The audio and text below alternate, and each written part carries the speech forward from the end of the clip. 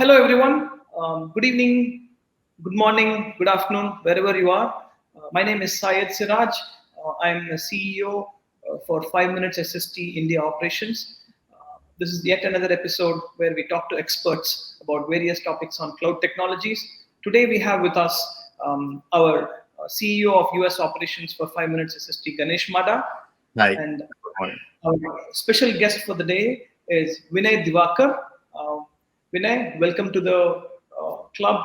Vinay and Ganesh and I have been, colleagues at Citigroup many years ago. So we go a long way.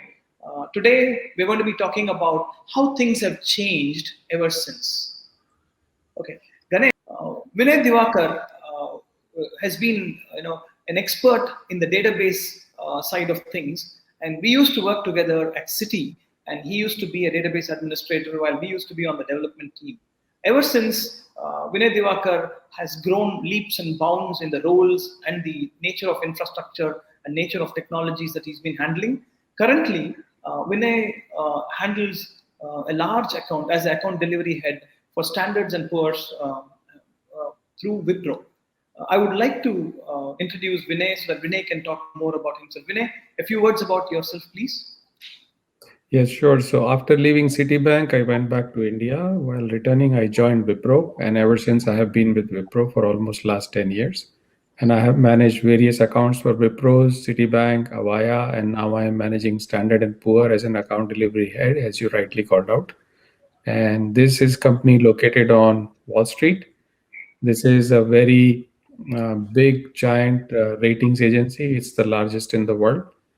And Dow Jones Industrial and other indices are managed by S&P. It's quite an exciting opportunity for me at this point in my career, and I'm very happy to be associated with them. Thank you. Thank you, Vinay, for your introduction and welcome. On board. On this cloud-based series. So the way we're going to be doing this is we're going to have our panel of experts here, and we're going to be asking them a series of questions. These questions will be answered by them one at a time, and after that, each of these questions will be recorded for each episode. We'll be having about 6 or 7 episodes on this segment. So with that background, we're starting the first question to our first expert, Vinay Divakar. So, Vinay, in your experience, is hosting your database, is it the right choice, or choosing a cloud database, is that the right choice? What do you think? So I don't think there is any right or wrong answer for this particular question, whether to host on-premise or to go on the cloud. It totally depends on the need of the customer and the affordability. And that pretty much dictates where you're going to host your database. So for example, if you're a startup company who is really tight on the budget, you probably don't have means and ways to host a database on-premise. You probably do not have an on-premise location. You do not have the expertise of people because of lack of budget who can manage the security of the database and operations of the database, which are required for maintenance and to keep it up and running and healthy. And for them, the ideal choice could be to go on the cloud right off the bat. But if you're a large enterprise and if you want to cut down on your operations cost, and if you want availability, scalability, and high performance, then cloud may be an obvious choice for you. Most companies, in my experience, I have seen that large enterprises, they don't tend to go one way or the other. As a matter of fact, if you see the history and if you see the research that has been published by various organizations, you will find that they have a hybrid model and they have a combination of on-premise as well as cloud database presence. And this is something that works for them. Nice. Ganesh, your views, please.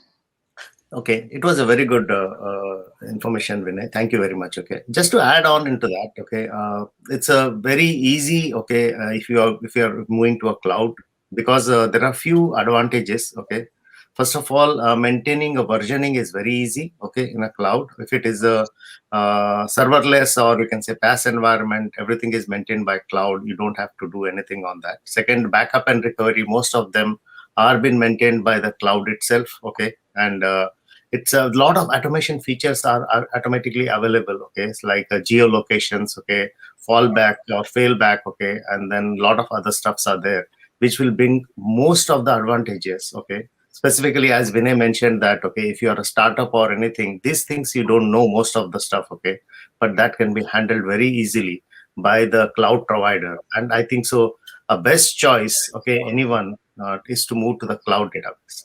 Thank you.